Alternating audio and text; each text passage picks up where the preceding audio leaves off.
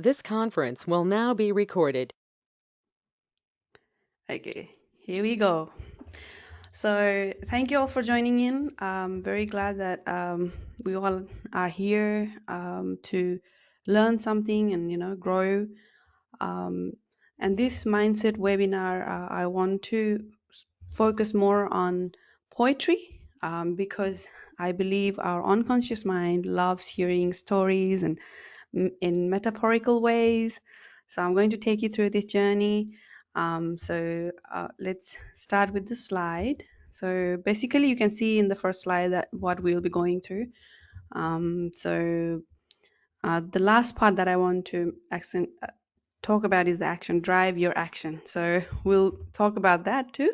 So let's move on to next slide, Roy, if we could.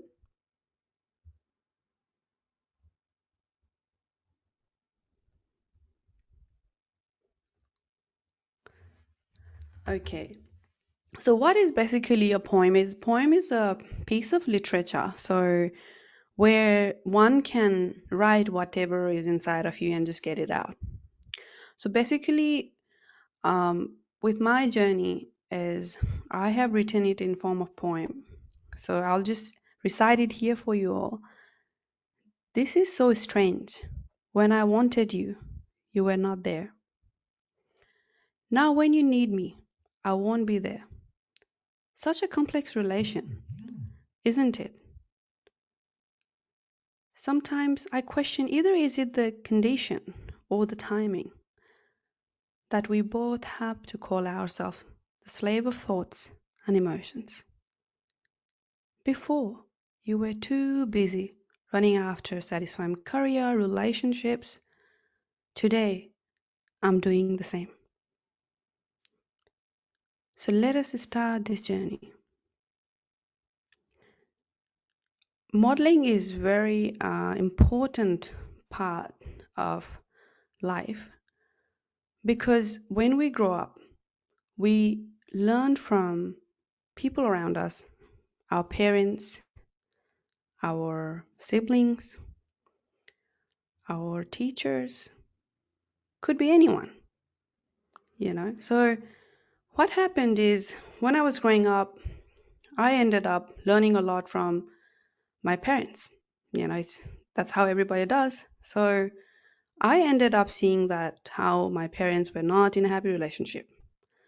I ended up seeing that how they were running after their career. So what I ended up becoming is that same person what my parents were, basically not trusting in relationships, always thought less of myself. So this is what I became just last 7 years ago when I reflect back. That's what I was. And that's modeling. And that's not something only one human being does. It's basically everybody does. That's how we grow up. So in what neuroscience tells us is when you are 0 to 7 years of age, you're like a sponge. You observe and observe. This is what I observed.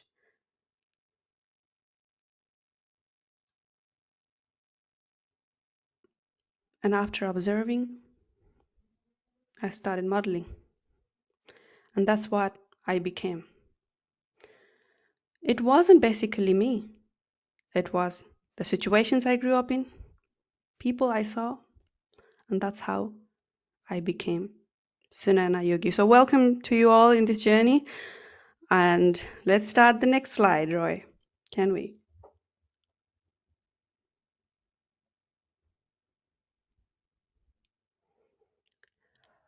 Well, talking about reading and writing poems, um, very interesting. We have some poets here too. So it's something that actually comes within you and you just give it out. And writing poems is a way to heal yourself. Writing poem is a way to build that confidence, being decisive, coming out of your limiting beliefs, your thoughts, and being the best version of you. That's actually a tool to come from point A, where you are doubting yourself, to come to point B, where you are confident, where you are healed, where you are grateful for everything you have. So basically, I have divided here into few points to look for. First is intention. So one of the things that I want to touch base is our human body has different parts, and every part has their own, you know, jobs to do. For example, that would be lungs, getting in oxygen and delivering it to all parts of the body. Heart would be pumping blood. So similarly, what our brain does is it brings on as many thoughts as possible, because that's its part of the job. So our brain does not identify what is right and what is wrong. So what we have to do is we have to activate our brain, the conscious part of our brain, to set an intention on what you want to deliver in that particular poem that you want to write. That could be either in your poem or in your personal life or professional life or whatever you're doing. So first, intention is very important. And also, while you're writing, you just need to think of something very important. That's an alert. You can see in the slide with more exclamation marks on it. So you have to have this alert that when you are writing, you face yourself, true and raw, very raw. And it could be very confronting, to be honest. It's not an easy thing. Everything comes out. You can, feel nervous, anxious, or could be even depressed. And this is something to keep in your mind. And let me tell you why that happens is because life is reflection. Whatever is inside of you is just surfacing out. So you have to make sure that you are on alert position, that whatever comes up, do not pause. Be intentional. Let your rational brain pause, but not the unconscious brain. Meaning, whatever is stored inside of you, let it come out. Let it flow out. And now, what happens is once you start to let it out, you end up exploring. You end up touching different parts of yourself that, wasn't unlocked before. That you closed all these different sections inside your brain. Now it's all coming out. So slowly what happens is when you are in this stage, we're exploring now, you gotta breathe in and breathe out.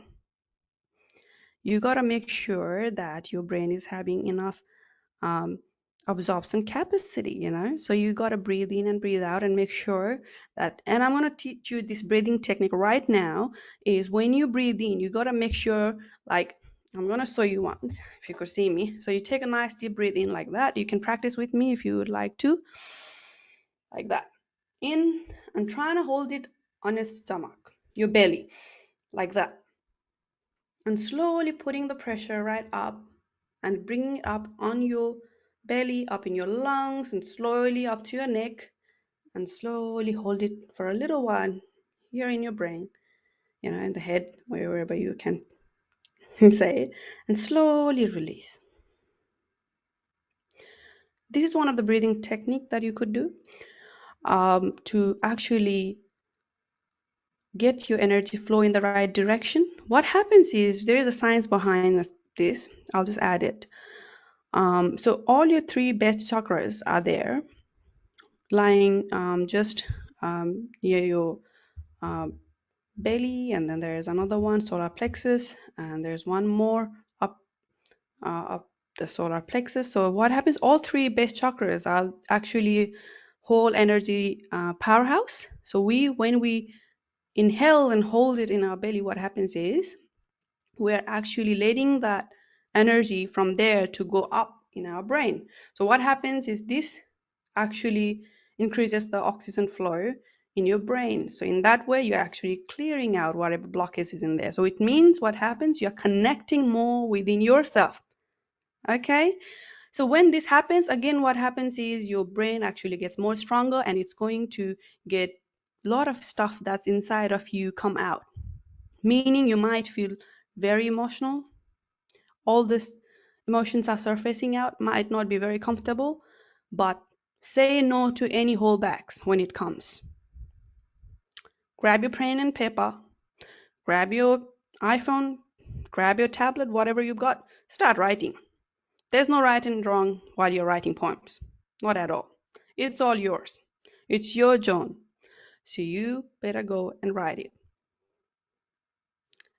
And once you write, make sure you take a gap, have a break, drink some water, get some fresh air, bring your mind to a very stable state because you've been through a lot of emotions and you want to make sure that have a bit of break. And once you have that break and that recovery time, let's say right about an hour or half an hour, whatever makes you feel comfortable, and when your brain comes clearing all the thoughts and emotions that you went while you're writing, sit down and just edit it and edit it. And then if you are after publishing a book, go for it. If not, then if you want to publish it in your social medias, go for it. Take action. Do it. Remember, art is actually a gift. I remember this morning I was seeing this from Simon Sinek, one of the authors for a great leadership book. He's actually a New York Times best-selling author. He wrote this book called what was that? I think Start with Why. So he actually told art is a gift and it's actually to be shared with people.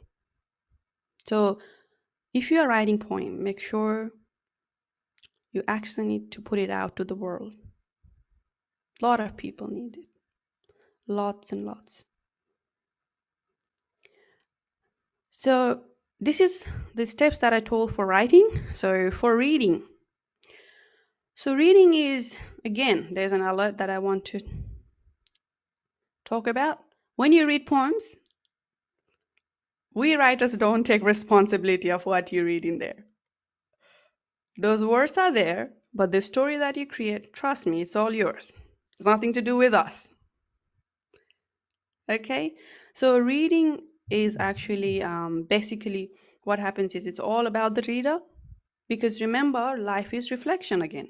So when you read, you could go back to the time and the memories that might relate, make you feel uncomfortable or comfortable, bring you from state, say, emotion 1 to emotion B. So you got to have that alertness and intention as well, that what you're going to read might bring up few things. Trust me, poems are the best way to heal yourself.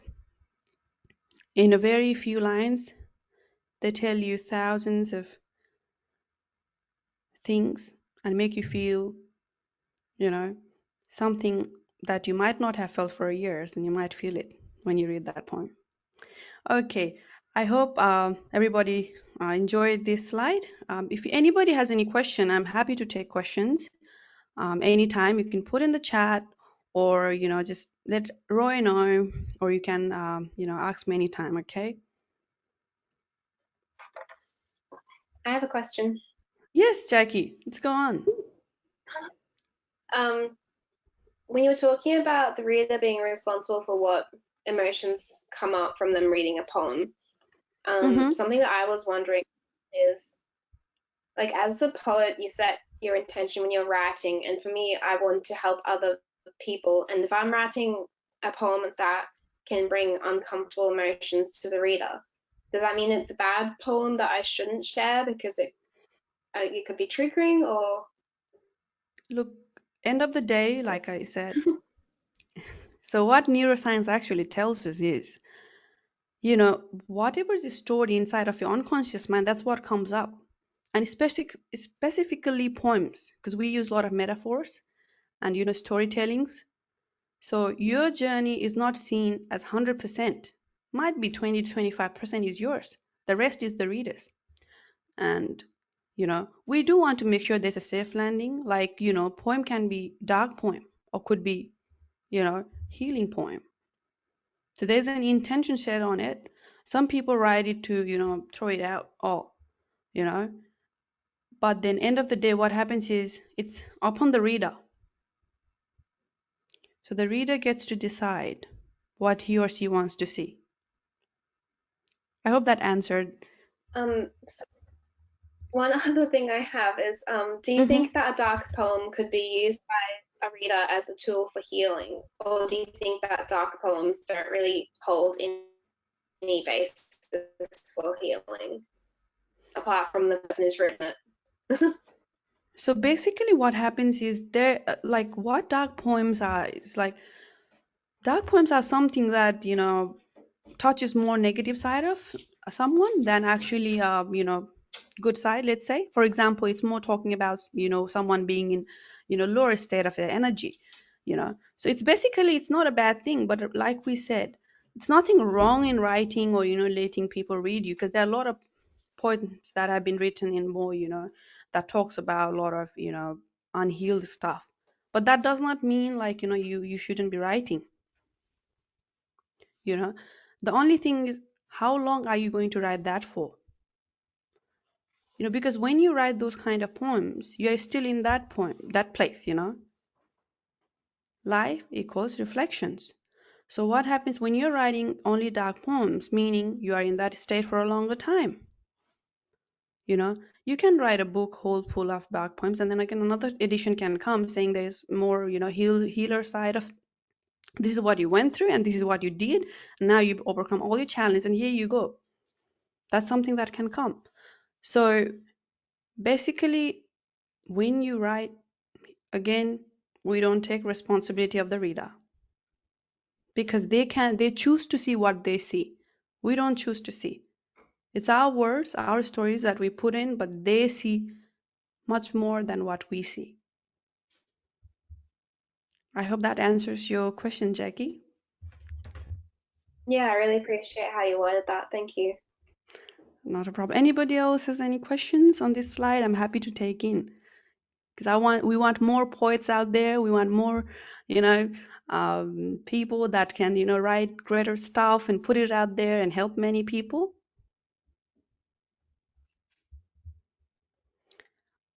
Okay, do we have any questions, Roy, on chat box, or shall we move on? Nothing on chat. Just a personal comment on the previous question. I think poetry or any form of writing can be cathartic. Is that the right word? Where you can release it, release those emotions. And even though it may trigger some readers, at least those readers will also know that someone else has the same feeling, and they'll feel less alone because there's someone else who they can relate with. Okay, can I see any questions in the chat box? Because I can't see it. Is that only you who would be able to, or? I think everyone should be able to see it. There's no question, so maybe we can move on to the next slide. Okay, perfect. Then we'll move on to next slide then. Okay, who here wants to talk about empathy? I think this is an interesting topic, especially for me. And who else? And Roy, that's good. What about other people? Because I can't actually see a lot of you, and I think the camera is off. That's why. But I hope it's actually a topic that it's more loud out there in social media and in professional and personal life. As So I want to tell you something about this. It's very interesting. Is I was told you got to have empathy for people all the time. You got to have this empathy and help people. That's how you learn and grow. But then the question was, what the hell we're talking about empathy? What is it? You know, I was like, and I had to literally Google it and check. And then I just came up, okay, this is what it means. But then how am I supposed to do that? So the question, all this came up within me, and then I had to go through all this for the last few years. And then I came up with this little poem just a couple of days ago. So I'm going to recite it for you, okay? I did not choose to empathize. I just chose to be me. I remember when I was asked to empathize. I would go to Google and look up for meaning. Each day I practice to be kind and understand people. But little did I know, to meet empathy, I had to meet myself daily. So hey, come let's bring empathy home, to bring it where it belongs. Yes, that's within us. That's within us. So kindness plays a very important role for a human being. To have that kindness, it takes a lot.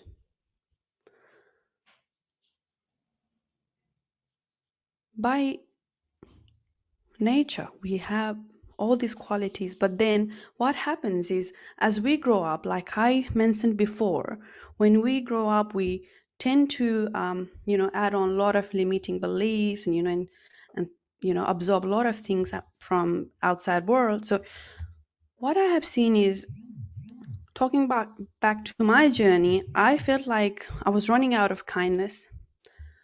I feel like I was running out of that love and light. So when someone who does not have kindness, who does not have love and light, how are they supposed to go out there and show empathy? And me, especially being a nursing student and working in nursing arena, what I have found is I was always asked to empathize. All the trainings would be like, hey, you got to empathize people. So how am I going to empathize when I don't know how to? When I don't have it for myself? So basically, to have an empathy, what you got to do is you got to look after yourself. You got to make sure that every part of you is touched. Meaning, there is one part of your brain that's called conscious and the other called unconscious. So you got to tap into your unconscious and figure out what are the things that are coming out. Like I mentioned before, how brain creates numerous thoughts. So you got to go and filter to work out on your kindness, on your love, and building that empathy. So once you start healing yourself and you generate that love and trust within yourself, trust me, you don't have to, build this empathy. It just naturally comes up. You got to bring that old energy towards yourself. That's how you empathize. That's how you build an empathy. So I hope that actually helps a lot. Does anybody has any question regarding empathy or kindness? Or you can even send us in chat box.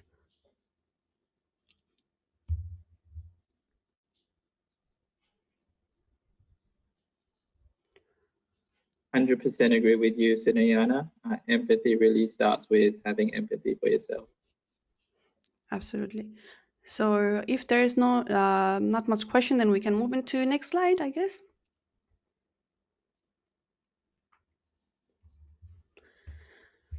Okay, so this is something that I love talking about. So in this slide, you can actually see that we are finite and our energy is finite.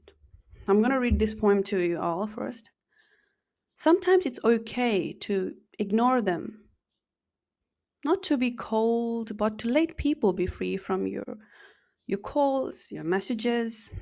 Attention is so much valuable that often in relationships we forget who we are because we're constantly worried about making them feel happy, where we tend to over give care and love to them. So listen to this. Your time and energy is valuable and expensive, and pour it to someone who is able to give it back to you. One of these things is when you are in a relationship, could be relationship with your parents, your friends, intimate partner. It might be very draining. And we can see a lot of people going through all different kind of mental health issues, trust issues.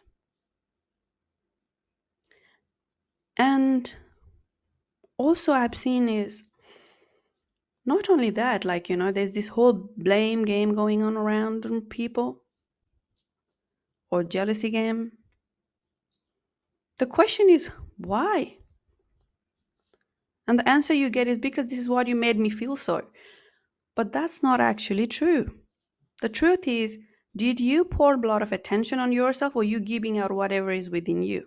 Remember, we are finite and our energy is finite. And we want to invest energy on the things where we are actually getting it back, because we need to restore our energy too. We can't just be pouring and pouring and pouring. So as a poet, you also need to make sure that you recharge yourself. You also need to make sure that you're not writing the same thing again and again. So to bring that variety and addition to your collection, you got to go out there and experience things. You need to have more experience. And remember, having experience does not mean that, again, you're going out there and pouring and pouring. You got to make sure that you're watching out how much energy you can pour in a certain time, and gain those experiences and come back and write about it. You'll have great content. You will start sharing the gift that you have again.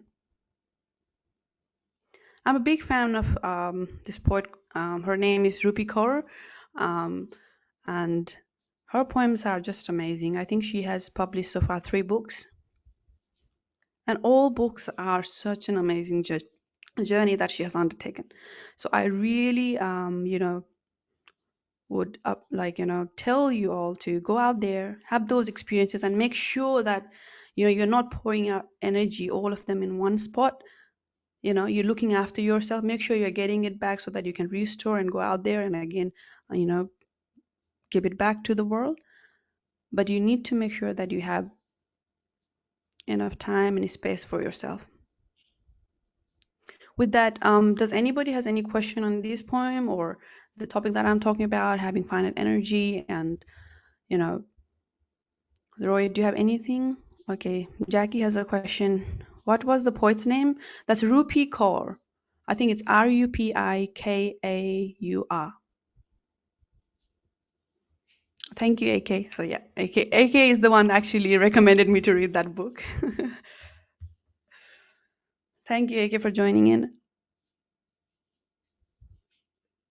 So I think, does anybody else have any question? If not, then we can move on to next slide. I hope everybody's enjoying. Okay, so here we go to reconnect and rewire.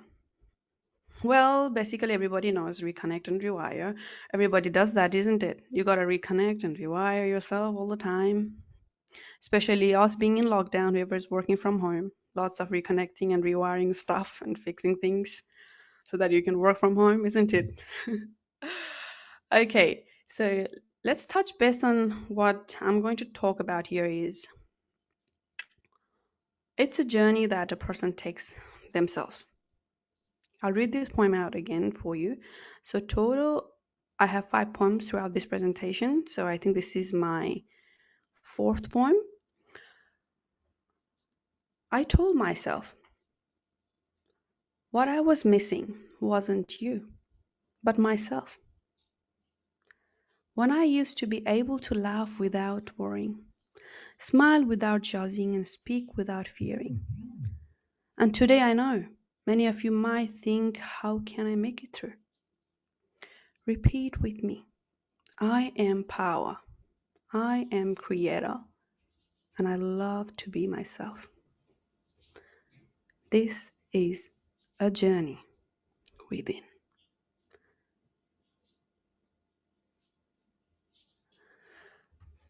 So, when you ever feel like there is no way out, when you ever feel like this is it, I'm done, remember,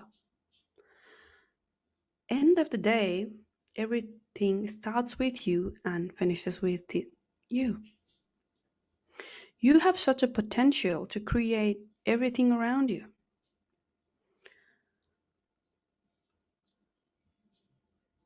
So when you feel that you can't do anything about yourself, then what you got to do is you got to have a break. You got to take yourself a step down and just sit down, relax, and reconnect with yourself. Reconnecting with yourself does not mean sitting down there and just waiting for things to happen magically. No, it won't. Reconnecting and rewiring is so important because in neuroscience, what happens is we talk about patterns. Okay, so our human brain actually functions in patterns. There are certain neurological pathways, that's how all the behaviors are set up. So the way you feel about certain things are the results of those feelings or those emotions that actually travel through certain neurological pathways. So we want to make sure that those pathways are interrupted so that you can get better results, better outcome. For example, if you think of something that made you very, let's say, like, you can feel like, oh, I can't be bothered state. If you think of that event right now, or, what would you feel? You would feel, oh, I can't be bothered. If you just close your eyes and think about that event, that's what you're going to feel that right now, wouldn't it? You would definitely. So this is what happens when you think. Your brain actually creates, it takes you back to that memory, and that memory activates when it passes all these neurological receptors in that certain pathway. So what happens is basically to connect with yourself and repower and re-empower yourself, you gotta re-break those patterns, and you gotta establish new patterns to actually introduce that your desired goals or desired patterns on it. For example, if that event in the past made you feel like I can't be bothered, what if when you think about that event, you could be like, hey, I'm going to get up and take an action and feel happy about, that certain thing, or feel motivated. People often say that no, it's not possible, but it is possible. That's what neuroscience says. That's what coaches do. That's what neuro linguistic practitioners do to help you to rewire and reset those patterns for you.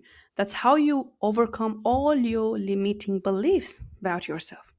That's how you set up your habits. So this poem basically that I wrote is when I actually figured out this is only the way out for me to reconnect and rewire myself.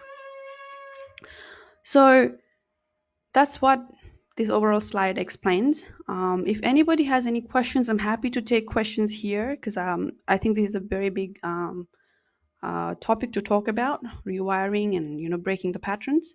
Roy, is there any questions on chat box? Not yet. Okay. Or I'd like anybody to say who... that this one's my favorite poem. Oh, is it? It's your favorite. All right. That's great. Do you have any questions, Roy, that you think that came up? No questions. I really like that part about I wasn't missing you, just myself. I think that's a very important message to share, especially during these times. All right. People may feel they are isolated, though they're actually not, because they are with themselves. Absolutely. And being able to reconnect with yourself is definitely a very powerful thing to do. Yeah. Yeah, it's just talking about the current lockdown. People are like, oh, I'm feeling this, I'm feeling that because of lockdown, I can't go out. Well, it's understandable you feel that, but then nobody actually taps in to check why are they feeling that way. Is it lockdown, or is it fear of feeling themselves, or fear of just seeing yourself right through your eyes? Like how will you, when you're writing points, everything comes up. So it's like when you're in your room or in your home just by yourself, you know you're actually seeing that version of you. and you are set up in a place that's it's actually interrupting your pattern, because your pattern is you get up at 9 o'clock, you're at office, and back 5 o'clock you finish, you come home. That's the pattern that you've set. And when you break those patterns, what happens is all these you know uh, wiring actually gets rewired to something new, and it's very uncomfortable. And that's why people experiences all different kinds of emotions and frustration. That's one of the reasons as why they are feeling like that.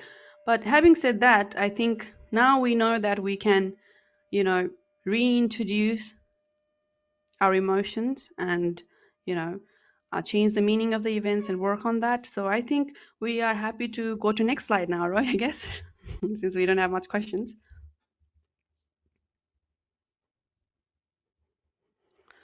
Alrighty, so one of the things that I really love to talk about is reflection, and I think everybody does too. So one of this reflection is a tool actually that you can actually use to move forward, to reconnect and recorrect yourself and rewire. So always, when you go through a day, could be a day, just take a couple of minutes to sit down and reflect. So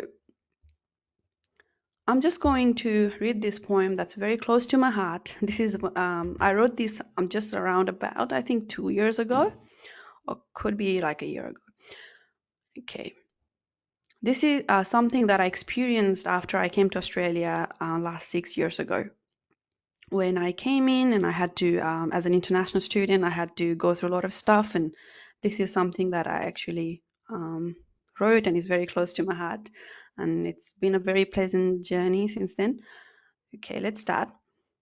Not all paths were leading where I wished for. Instead, all those roads led to darker tunnel of my life. Cold shivering nights to hot waterless days, where I nearly collapsed while running in the maze of time. All those 2 a.m. mornings reminded, is this what I live for? Or is this just a bad dream? Helpless moments while I lost myself in the middle of the city, which made me feel like letting my eyes close forever. One life and one hope, whispered that mind. Let's show pity by giving it a pinch of love to this life once again. Being an international student doesn't come that easy. You are in a land of nowhere, and you just are like in a strange place, even though you might have done your research and everything, but it's still, there's a lot of things that you have to go through. There's culture shock, there know like your family's not around, so there's all things that you have to go through. Isn't easy. So when I always reflect back, I find myself more powerful, more content, and this actually gives me more power and helps me to actually take better decisions in my life. So to connect with yourself, one should always have this tool called reflection to actually help you learn from your past and march toward your future. So that is what reflection is for. And also I would like to urge that staying in past is not quite good enough. So use reflection, be there for a few moments, reflect, take what is necessary, and march on towards your future. And most importantly, this stuff is to do now. This stuff is to do here. That's why we have anywhere poetry, because we do it right here, being present. And also I would like to touch base regarding Coach Anywhere. When Roy told me about why he has this brand name called Coach Anywhere, he said because it's here. That's where we connected, and I was like, oh wow. So also in the same time, have gratitude Gratitude is one of the other tools that you can actually use. It actually helps your brain perform better, opens up your energy, helps clear all the thoughts, and gives you a space to welcome new things, and helps you release your past, be present, and welcome your future. With that, Roy, I think if there is any question, I'm happy to take any questions.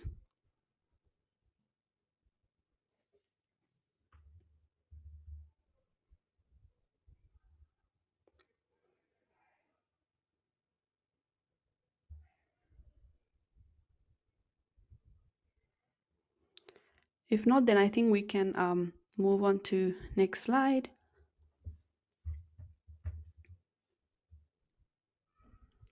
Yeah, so that's actually overall question time. So if anybody has any questions, since last more than half an hour, we've been talking about all these different 5 poems that I recited today, and all the stuff that I told about patterns and how you can work on yourself, writing poems or reading poems. I'm more than happy to take any questions if you have.